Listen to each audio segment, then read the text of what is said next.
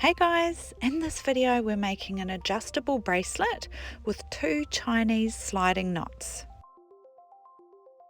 For our bracelet we're using about 70 centimeters of paracord. Now laying it down, we want to bend one of the ends around the top here. So just measuring it out, we want the shorter length at the top here to be about 15 centimeters long. So keeping that 15 centimeter length at the top and picking our bracelet up, then we bring this longer length around to form a loop underneath. So both the ends of our cords are on the right here. We can bring this bottom one across a little bit to make that bracelet size smaller. Now holding all these cords in the same order, we've got our loop on the left hand side here. So gently holding that, not worrying about this bottom cord at this stage. We're just holding these cords in the center, and then with this top cord here, we're going to bring it over the front, down and out the back, nice and tight around these other cords here. Now working towards the left and keeping it nice and tight, we bring it over the front and around 2 more times. Keeping it nice and tight. Now we've got our little end piece here and then our loop on the left hand side. So we're going to bend the little end piece and bring it up the loop. Holding on to it there. Then we pull on this cord on the right hand side to pull that loop down nice and tight onto the end of your cord. Now you can just work all your cords around to make sure they're sitting really nice and tight and everything's tidy as well on your sliding knot, that those cords are sitting next to each other and you're happy with the knot.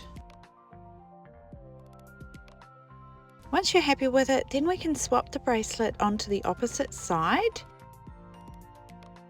And we're going to bring the end of our cord around to form a loop on the left hand side. So holding all 3 cords there and with the end on the top, a little bit of length there, probably about that 15 centimeters again on the top here. Then nice and tight, we bring it over the front, down and out the back, around those other cords here. Now working towards the left and keeping it nice and tight, we bring it around 2 more times.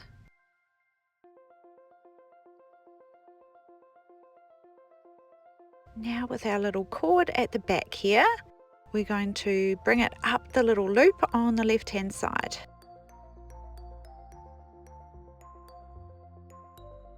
Just holding it tight there. Now pulling this cord on the right hand side to pull that loop down nice and tight up against the end of our cord. Now we just check all our cords, make sure everything's really nice and tight and sitting how we want it. Before you cut your ends off, you want to check your bracelet for size as well, making sure it fits okay over your hand onto your wrist.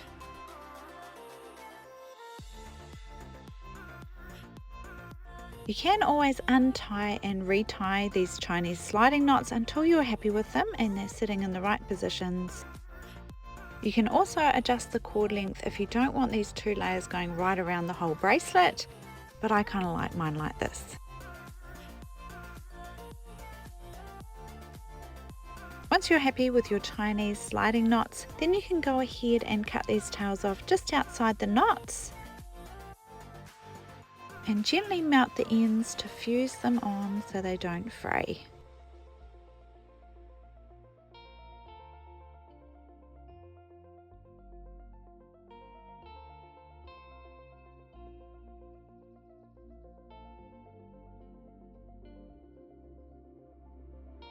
So there's your double Chinese sliding knot bracelet.